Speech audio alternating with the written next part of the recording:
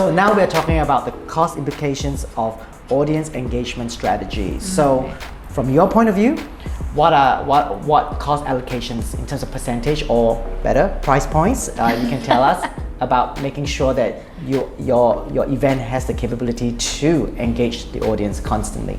Yeah, I'm probably going to get shot for this saying it as an agency, right? Tell it. My personal belief is that you shouldn't be spending that much more money on audience engagement strategy. It's true, virtual fatigue has set in. I honestly cannot imagine clicking on another join meeting on my laptop, but it doesn't mean you need to spend $10,000 of your budget or even 10% or 15% of your budget on audience engagement strategy, because I believe it's the small intimate touch points that makes sense, and I can elaborate on that later, but Kate, don't shoot me if I you probably love me, my agency will kill me. Yeah, I think again, I don't think we should underestimate it. So I would probably put between 10 and 15% because I think it's tying all the pieces together, right? And I think, when you talk about food, and I know you're such a foodie, right? And you were talking about like doing food tribes, and when people, hopefully we can have some international delegates that come out and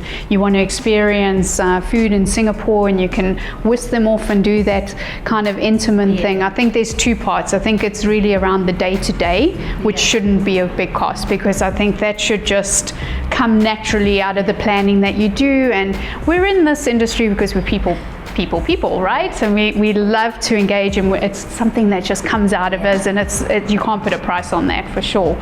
But then it's the element of all those little touch points on having somebody that connects the strategy, and I talk a lot about strategy, I know, but it's connecting the messaging and the strategy, and that kind of piece I think would be like a good MC or a good connector to bring all those pieces together, and allowing the agency to be taking on the work with the AV providers, so that back end that's all smooth, and then your meeting planner can make sure the attendees are there, and having that MC just be the whole connector between the all and making sure that the messaging is clear.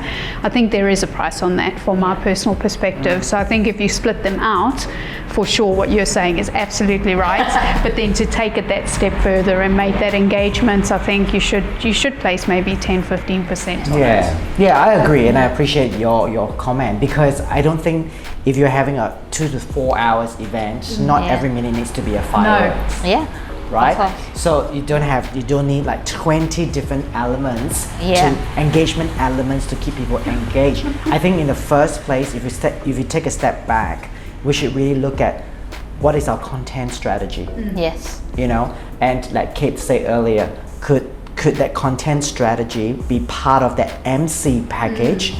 Right? The moderator package that has the energy to be able to bring certain elements to life. Because at the end of the day, for a certain industry, like let's say if it's pharmaceutical or highly sort of like educational kind of experiences, that the industry knowledge and information is so crucial that cannot be distracted by having a foodie moment or things like that, because they could be doctors or they could be pharmacists that say, look, listen, we haven't got no time, we are here to really get the certification and let's move on. So I totally agree with that. In the scheme of things, what are the elements that you find that is most important from a content strategy perspective that you must or customers should really look at investing in? Well, I think in all honesty, the reason why I said what I said earlier also is because I believe from a cost perspective, it doesn't necessarily need to cost you a lot more. It's just a shift of mindset from planner-led agenda to user-generated agendas as well, right? Because people sign up for your virtual meetings or they sign up for your face-to-face meetings because they've got some level of interest in what you do. But after that, it sort of goes into a mind map of I could be X percentage interested in this topic, but you could be interested in something else, even though we're attending the same event. So how do you develop your attendee personality as well, or your meeting planner profile? So is it on cost-effective methods like changing the way you do registrations for events rather than asking me for what's my first name, last name, my email, my company, my job title? Do you let them do fun quizzes to find out what is it that they're interested in. Pick the color that appeals to you most, pick the picture that appeals to you most, and then you develop their profiles based on that and sort them into the different breakout tracks. This already gets them a little bit more engaged in the program because it's not all about the content of your event. And like what you said, there are highs and lows of the event as well, right? So leading them on that journey that allows them to feel they have made some sort of decision in their own agenda, or made some sort of decision before attending the event or in attending the event, you're probably going to get a much higher engagement level from them. And it's not going to cost you a lot more just to change a little bit of the registration mindset, or change a little bit of the way that you plan the event. Do we have different colored lanyards because you have a certain way of networking that you're comfortable with, and I have a certain way of networking that I'm comfortable with as well. So you're going to produce a badge anyway. Changing the lanyard colors is not going to cost you much more. So that 10 to 15% of cost allocation sounds about right. It doesn't need to be as high as the technology or other forms of cost. Yeah, you're exactly right. I think if you are sort of like hosting a hybrid event at a venue or hotel, these venues and hotels, they do have certain content you can use already. You know, they could have a bar manager or a chef who can do a bit of a demonstration, because I love those. and those can be part of that cost, if not a little bit more that you would pay above whatever that you have paid. But the content is already there, so you don't really have to pay for the content development side of things. You know, that's where the money savings will come in. So how are people wanting to be engaged? So if you are a participant yourself now in 2021, it's a very different year from 2020. We feel that we have a little bit less time somehow. So to gain your attention, what are some of the things that is important to you? Well, I think right from the beginning, you've got to lead me on a journey.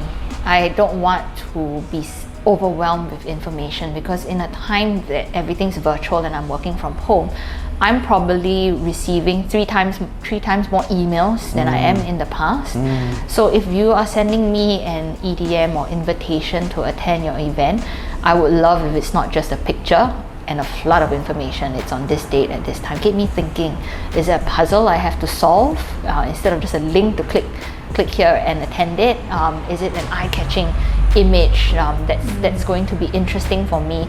Understand that the way I operate is very different from the way a colleague in the same organization operates. So for example, Kate, I know you're very into wellness and all that, right? So if I send you an EDM that has something to do with that and tell you that my event has that element of it, you would probably be much more interested than a generic EDM that goes out to the three of us with the same content. So I think having the user-led journey and leading your users on a personalized journey, that will make a very big difference in terms of the engagement strategy success. I think you run the risk now of information overload, right? Like you're talking about. It's very much about personality. I am a red character. You need to get your message to me within one sentence. And I think was it you who mentioned, like, people have a capacity span now of 60 seconds because there is so much information coming out. You've got YouTube, which is just, people are blogging. You've got Pinterest. You've got all these different platforms.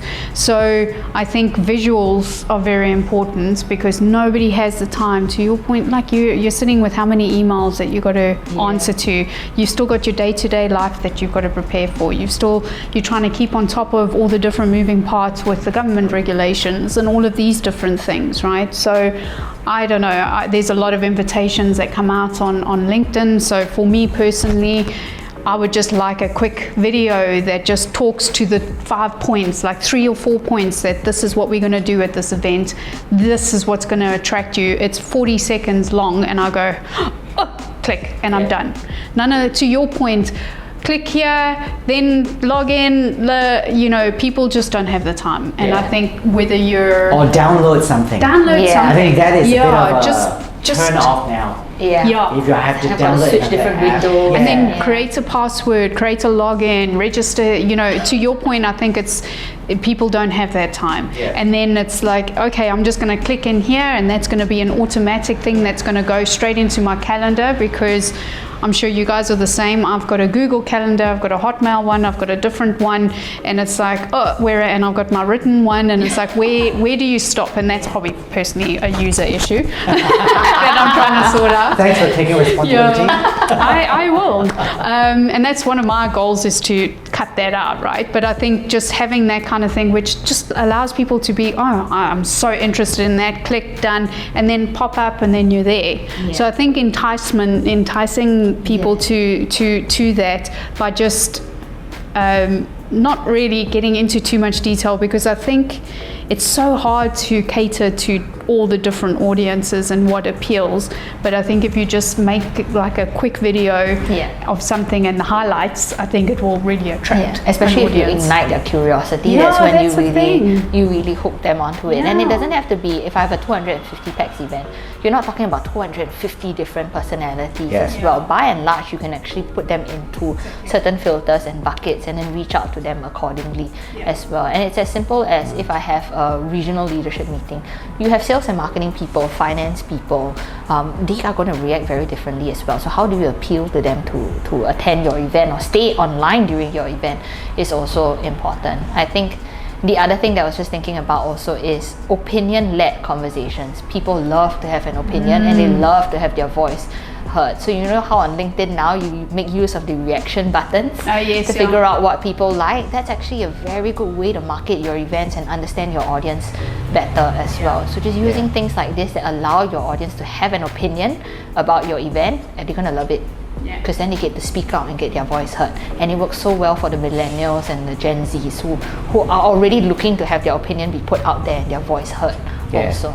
Yeah. And I think it's so, I think that's the beauty about being in people's business. Because I think the gut feel of should I, shouldn't I, and what should be done is there, because we are also part of that community, right? We are also a consumer, we are also a parent, and so forth. So I feel that you're absolutely right when it comes to that clickbait. You have to be smarter with clickbait, right? Because I have to talk to, if I were to invite you to something, I have to talk to an issue or a challenge that you're facing, like time poor, the fastest event you ever experienced. You might go, ooh, what was that? What was that? The other consideration also when we do a lot of content is we stop doing introductions where possible. We go straight to the point, and then come back to the introduction later as part of whether it's an article and so forth, so that people can go, right, I'm only going to give you 60 seconds grace period, and in 60 seconds you can't get my attention, bye-bye. I'm not going to watch it. And also to be graceful and compassionate enough that to let people say, you know what, if you are sending out a video, they might watch the first minute now and the rest later.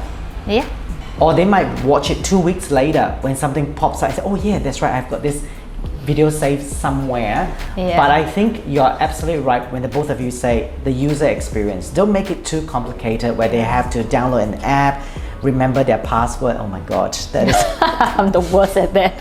That is the worst thing. It is that, you know, within, if we can have it safely, like, you know, without breaching security, one click, it leads you to somewhere, and you can really enjoy the experience. A simple dumbed down layman kind of, you can save this for later without, you know, going through the acrobats of technology to be able to, like, can I share this with someone? If I can't, tell me why. So that people go, right, I understand what I'm doing now, to make it as simple as possible. I think one of the ways to get them engaged the best is, like what you said, make it as simple as possible, because if the moment something seems remotely complex, you've lost their attention, because they could be doing 100, in reality they could be doing 100 other things, or they'd be more interested in doing 100 other things as well. So what is it that makes your content different? So true.